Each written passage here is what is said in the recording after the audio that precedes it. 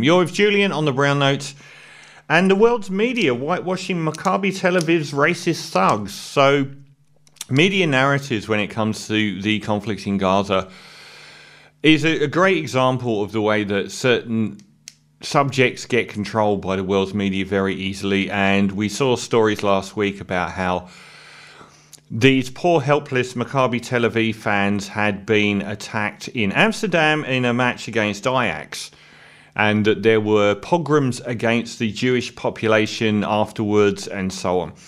And this went global, and no one actually initially factored in the opening salvo of this entire scenario, which was the Maccabi Tel Aviv fans ripping down Palestinian flag, setting it on fire and attacking an Arab-looking taxi driver, and that kicking the whole thing off.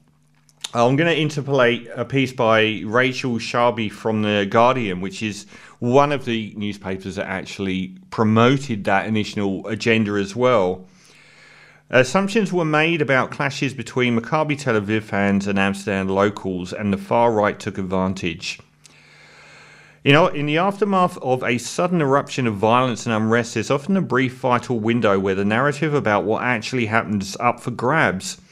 Last Friday, the day that street violence between Israeli Maccabi Tel Aviv fans and local people in Amsterdam made headlines around the world, with reports of anti-Semitic hit-and-run attacks in the Dutch city, and the decision of the Israeli state to send military planes to airlift fans home, and the Israeli President Isaac Herzog to describe the events as an anti-Semitic pogrom. Do you ever hear about this? The Israeli president when it comes to Benjamin Netanyahu taking all of the spotlight? So too were the words of the Dutch king, who said that the nation had failed the Jewish community and that it had during the Second World War, when 3/4 of the Dutch Jewish population were murdered. But then more evidence emerged. A complex picture came into view.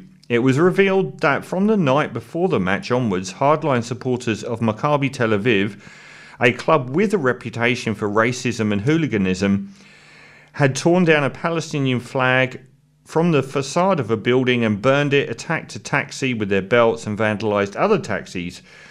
Among the deplorable chants they were shouting in the streets were, "Let the IDF or the Israeli army win, we will F the Arabs, F you Palestine, why is there no school in Gaza, there are no children left."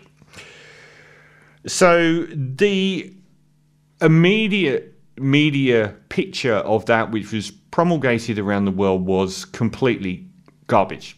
Absolutely garbage. And that reached a peak. I'll read this bit.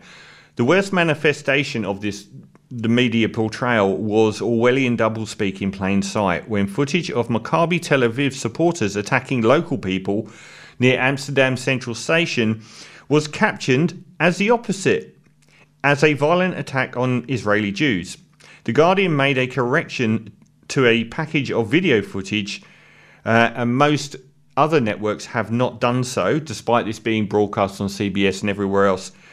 The Dutch photographer who filmed the events is still imploring news sites to correct the error, examining the issue in a segment dedicated to uncovering instances of fake news. And at the moment, CBS News was still running the incorrectly captioned footage of Maccabi fans attacking Arab-looking residents of Amsterdam, being Arab-looking residents of Amsterdam attacking Jewish people. Amazing stuff. Now, let's look at who Maccabi Tel Aviv are. The New Israel Fund have found Maccabi Tel Aviv as having the second most racist fans in Israel, behind Beitar Jerusalem. Fans have been known to yell racist slurs and insults at Arab and black players, even on their own team. Fans would yell anti-Arab slurs at Maran Radi, an Arab player, and yell monkey noises at Baruch Dago, an Ethiopian Jewish player. It gets worse. They are like, this section of the Maccabi Tel Aviv fans are like the black shirts. During the 2020-2021 protests against Benjamin Netanyahu, Maccabi fans attacked the protesters with batons and broken bottles. They basically go into bat for Benjamin Netanyahu. In November 24, they clashed with pro-Palestine protesters in Amsterdam. Maccabi fanatics. Maccabi has one main fan organisation called Maccabi Fanatics, which are located in Gate 11 and close friends with VAC 410, the Ajax Ultras.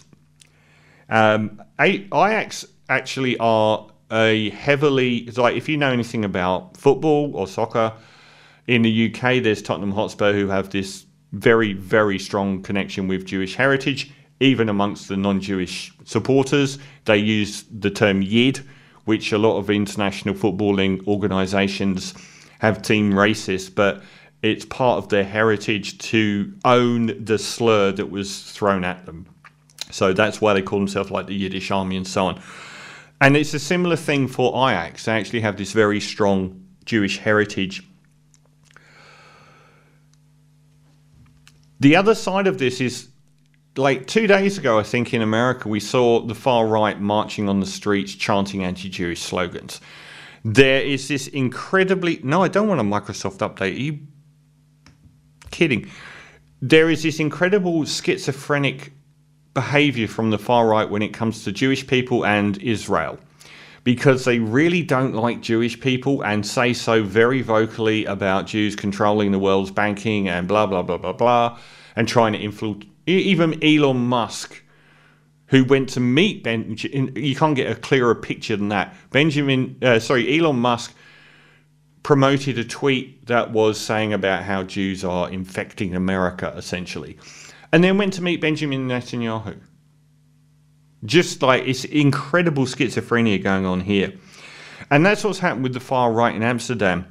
Casting the Amsterdam violence as pure anti-Semitism has helped buttress the far right. The Dutch government is dominated by the Party of Freedom, or PVV, helmed by the anti-Islam, anti-migrant Geert Wilders. And this party is pursuing a well-worn script deployed by the far right across Europe, championing Israel, pretending to care about anti-Semitism, and using both to push rampant Islamophobia. Far-right parties, often with unsavoury track records on anti-Semitism, not unsavoury, they actually openly say really terrible things about Jewish people and then support Israel. Chasing a political revival by situating themselves as self-declared defenders of Jewish communities. It's quite astonishing that these are the same folk that were in Charlottesville walking down the streets with swastikas chanting anti-Jewish slogans, but really kind of like Netanyahu butchering Gaza's civilian population. Having effectively received a global seal of approval for his hate and bigotry-fueled misreading of events, Wilders is now threatening to deport and strip the citizenship of those he deems to have instigated the violence. Now, it's an astonishing thing how quickly that whole story took root, and how few of those media organisations then focused on the fact of the Palestinian flag being burnt, or the fact that the Maccabi Tel Aviv fans have a historic record of not only being racist towards their own players, but supporting Netanyahu in a manner of the black shirts or the brown shirts from the 30s and 40s did for fascist dictators back then. So it's very telling in the way that the conflict and most media reporting of Israel and the government of Israel, and also the fact that they merge anti-Semitism with opposition to Benjamin Netanyahu every day.